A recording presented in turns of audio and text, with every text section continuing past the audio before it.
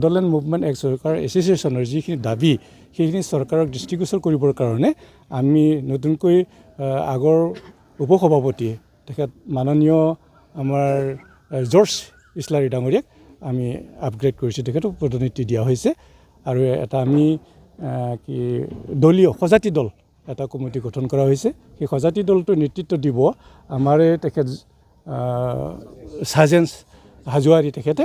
আমি 10খন জিলা তাৰমানে সাব ডিভিজন ৱাইজতো আমি জিলা বুলি লৈছোঁ, 10টা জিলা হৈছে বিটিআৰ অঞ্চলত।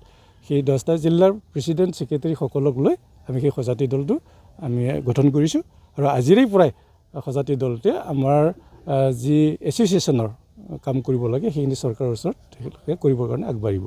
আজি কিবা নতুন দাবী উত্থাপন হৈছে নেকি? খবৰ নতুন দাবী কিবা প্ৰস্তাৱ লৈছে নেকি? আজি নতুন দাবী তেনেকুৱাকৈ লোৱা নাই। আমি যিখিনি দাবী আছে সেইখিনিকে আমি চৰকাৰক সন্মান কৰাবৰ কাৰণে আজিৰ পৰা কামত লাগিব। কি দাবী মূলত লৈ পেলাই আপোনালোকৰ সংগঠন? আমাৰ মূলত দাবীটো হৈছে আমি বডোলেণ্ড মুভমেণ্টত আমি অংশগ্ৰহণ কৰিছিলোঁ। তাৰে বহু কেইজন কৰ্মী ইতিমধ্যে স্বৰ্গগামী হৈছে। তেখেতসকলক বাদ দি আজিলৈ আমাৰ হিচাপত প্ৰায় 10,000 কৰ্মী এতিয়াও জীৱিত হৈ আছে। গতিকে সেইসকলে আমি এক্স গ্ৰেচিয়া হিচাপে এককালীন 5 লাখ টকা পাবৰ কাৰণে আমাৰ দাবীত আছে। তাৰ বাহিৰে আমাক freedom fighter, Bodoland freedom fighter হিচাপে আমাক এটা উপাধি দিব লাগে আৰু পেঞ্চনৰ ব্যৱস্থা কৰিব লাগে। মেইনলি এই তিনিটাই দাবী আমাৰ প্ৰধান। কি আহ্বান জনাব চৰকাৰক আপোনালোকৰ মতে?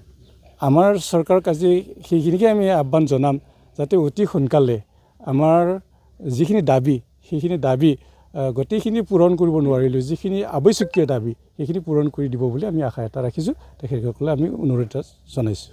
আজিৰ সভাত ক'ৰ জিলাৰ পৰা অংশগ্ৰহণ কৰে?